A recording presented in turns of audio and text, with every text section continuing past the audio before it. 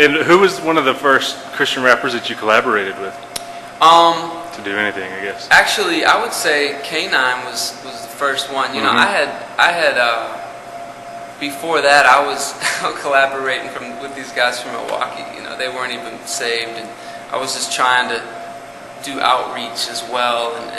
But K9, yeah, I heard his stuff somehow, and read his bio and saw he was from Milwaukee, and we got in touch and we chopped it up on the phone, and it was an instant connect, and I just respect him as a lyricist and his stories he has to tell, and I love that guy. So yeah, I did 3 songs on his record, co-produced them, and then rapped a little bit on there, and then sang, and then I did Bottom of the Ninth for his record. Look at the signs, we running out of time. There's work to be done, it's the bottom of the ninth. Get busy, hey, so get busy, hey. Choose life, see Christ, and get busy, hey. Well, it's the bottom of the ninth, 3 balls and 2 strikes, and guys loaded the bases. So I'm going up to the plate with Satan's aces. He'll try to throw me some garbage, hoping I take it, but I'm patient. He know I chased it in my past. And then everybody was like, you should put that on yours. So we went back and cut some real instruments, you know, changed it a little bit, and so that was that. And still talk to him, still, you know, just haven't been able to collaborate since. So yeah, what excites you about Christian hip hop or even Christian music these days? You know, I like the shift that's happening. I like the emerging of people who they're strong enough in their faith and in who they are in Christ that they can let their lives do the talking. And then their music makes reference to it, but it doesn't have to be all about every lyric, you know, everything's like a message or a sermon.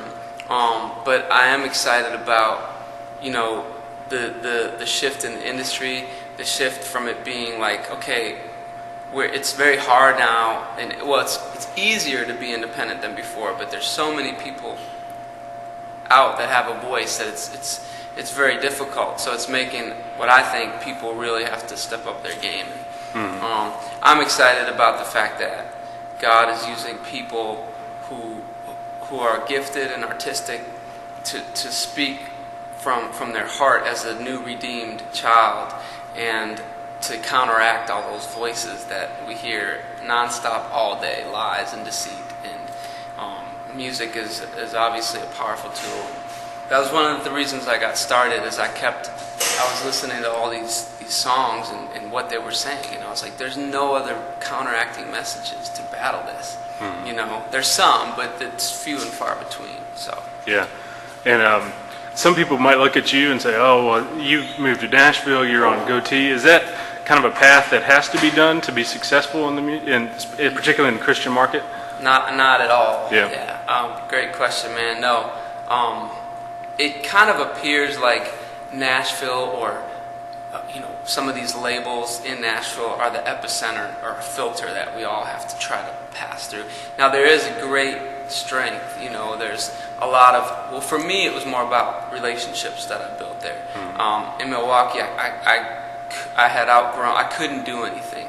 So, but my biggest thing is to be where you are and to let God use you there, you know, and sometimes going for that dream, going to that place that you think is where it's all at, you can completely lose who you are. I know, like, just some great friends of mine, artists that, you know, his name is Michael Gunger. He's not hip-hop at all, but he's in Denver, and they live in Denver, and it's amazing what they have there, you know. And then they come to Nashville if they have to, but that's just the road that God had planned for me, you know.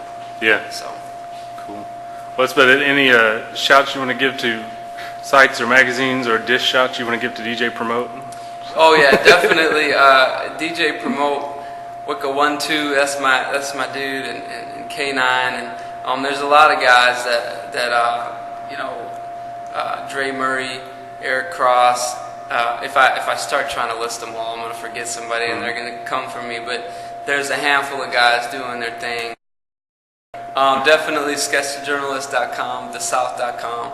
You know, I'm sure there's some like Jesus Freak Hideout, and I don't pay attention to a lot of them. I just read some of their reviews, and some of them are awesome. Some of them are funny, you know.